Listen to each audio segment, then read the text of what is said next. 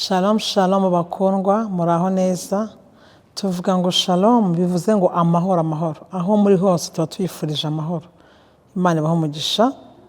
Reka dusome icyanditswe, ngiye kuvuga ukuntu umuntu noneho yabohoka. Ni gute wabohoka? Yeremiya 44 umurongo.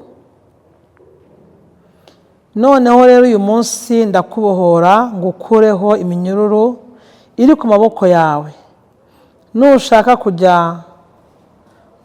ko tujyana i Babuloni uze tugende, nzakugira neza. Ariko ndashaka kujyayo urorere. Dore igihugu cyose kiri imbere yawe, aho ubona hakubonereye aba ariho ujya. Imana ishimwe cyane.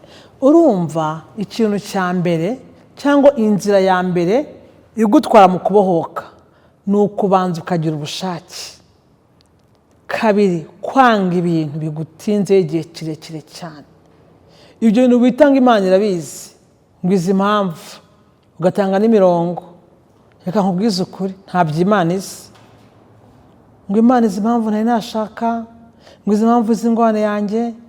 Ariko mwibwira ko Imana ifite umwanya wo kuza hano mu isi ngo ikukure mu bibazo urimo. Yo yaravuze ati mushake muzabona. Yarabanje muri Matayo, mu butumwa bwiza bwose birimo ngo mukomange muzakingurirwa, sibyo? Musabe muzahabwa. Ariko aho ngaho gusaba no gukingwa no guhabwa no gukomanga bagakingurirwa ni ibintu by'abanyantege nke y'abantu bakira aho ngaho.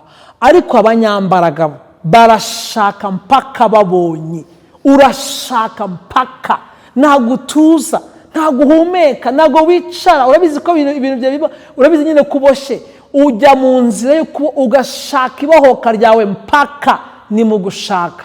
Yesu yamaze kurenga musabe muzahabwa, mukomanga muzakingurirwa. Abantu duhagaze rero babandi bo hejuru cyane kuri dimension ya 4 bo hejuru ni mu gushaka mpaka ikintu ukagishaka mpaka ukibonye.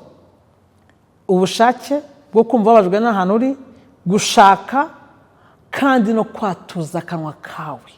No kwatuza akanwa. Uzi ko akanwa gafunze ari destiny ifunze buriya. Buriya umukozi w'Imana Eli muri Samuel wa mbere, Eli yaprovotse Hana kugira ngo avuge. Yasengaga atavuga, ariko amukora ahantu atuma avuga. Ugomba kuvuga ibintu ushaka. Ni uburenganzira bwawe, nko nigeze kuvuga mu kindi gice. Rero ni ugushaka, ni ukutemeranya n'ikintu kikuboshe icyo ari cyo cyose. Ibyo numara kubimenya uzaba watangiye kubohoka. Iyo wabimenye kuboshe ukagira ubushake bwo kubohoka, ukanga kwemeranya n'ubwo buzima urimo, cyangwa se icyo kintu kikuboshe, tayari uri mu nzira zo kubohoka. Warangiza kandi ukiha intego, ukiha igihe.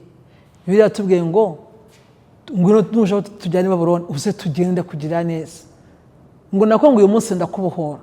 Bundi buri munsi wanabohoka kubishatse. Buri munsi wose Imana yaremye wabohoka ku bukene, wabohoka ku ndwara, wabohoka kuri buri kintu cyose wabohoka.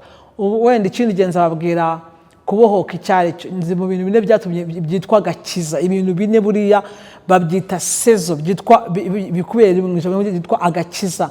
Ni ugukira ibyaha, ni ugukira imivumo, ni ugukira indwara, no gukira imibabaro. Mu bintu bine byatumye Yesu byitwa agakiza. Ukira ibyaha, ugakira imivumo, ugakira imibabaro, ugakira indwara. Ngibyo.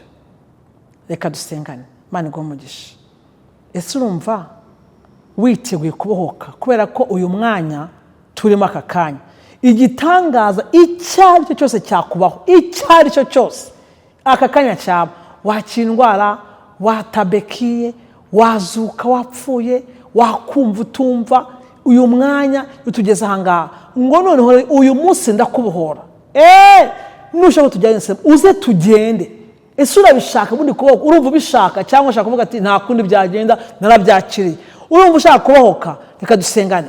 Mana mu izina rya Yesu, Imana ikomeye, ijambo rye ni rizima, rifite imbaraga. Aka kanya uyu muntu uri aha hantu akeneye kubohoka, yamaze kubyumva kandi yabyemeye. nohereje ijambo rizima ry'umwuzuro rigukura aho hantu, aho bagushize, aho bagusetinze, aho bakubitse, aho ngaho uri, aho ikintu cyose bagushizemo uri mudashaka, ikintu cyose kikwiriwe utemenya nacyo, ndavuze ngo gisohokemo mu izina rya Yesu. Sohoka mu izina rya Yesu. Aho hantu, ubwo buzima, iyo mibereho, aho bagushize, ibyo byemezo bagufatiye utashakaga, aka kanya bihakane mu izina rya Yesu. Ntabwo ari ibyawe, ntabwo ari wowe uzakomera, wowe umwana w'Imana, wowe uri ikirangirire. Akira ubuzima busha, bohoka aka kanya mu izina rya Yesu. Amen.